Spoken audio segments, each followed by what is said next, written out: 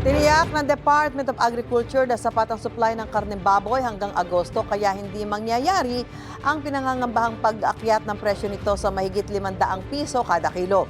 Pero sa ilang palengke sa Quezon City, dumadaing ang mga nagtitinda dahil matumal ang bentahan ng karne. May unang balita si Marisol Abdurrahman. Matumal ang bentahan ng karne sa Mega Q Marts sa Quezon City. Ang pwestong ito nakakabenta raw na nasa 500 kilo ng karneng baboy kada araw. Pero ngayon, pahirapan na nila ang 200 kilo. Mas kaunti na raw ang namimili dahil mahal. Nasa 340 pesos na ngayon ang bawat kilo ng karne ng baboy. 420 naman ang liempo. 10 hanggang 15 pesos na mas mahal kesa nung nakaraang linggo. Minsan kasi halos kailangan i-bargain mo na yung ibang tinda. Yung mobilization niyan, yung transportation niyan. That is the cost of high na mataas na puhunan eh. Kapag nagmahal pa raw, Titipid na siguro. Hindi na bibili ng pork. wala rin naman daw gaanong pagtaas sa presyo ng gulay ayon sa mga nagtitinda. Nagtaas muli ng presyo ng bigas sa palengke. Nasa 60 pesos ang bawat kilo ng premium na bigas. Sir, magkano tinaas sa presyo ng mga bigas po? 5 pesos po. Posible pa raw po bang tumaas? Opo.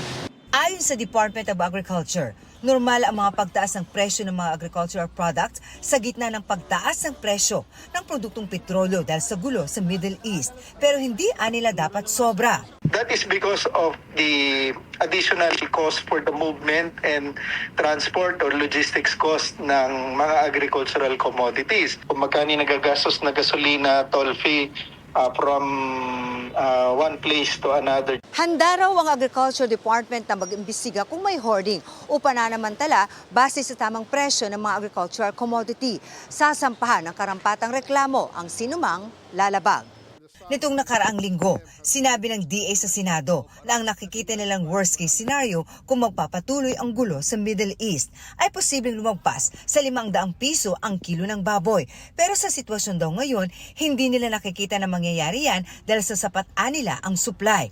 Nakabase raw ang projection na yan kung papalo sa $200 kada barrel ang fuel at matagal ang pagtaas. Hanggang July, August pa kung sakali ay meron tayong sapat na supply. Plus, yung ating imported na bigas na dumating, first 3 months, nasa more than 900,000 metric tons na, which is a little higher compared to the same period last year. Pangalawa, yun ay projection na walang gagawin ang gobyerno, in particular ang DA. At pangatlo, yun ay projection na pang local production lang, hindi na konsidera ang import level natin.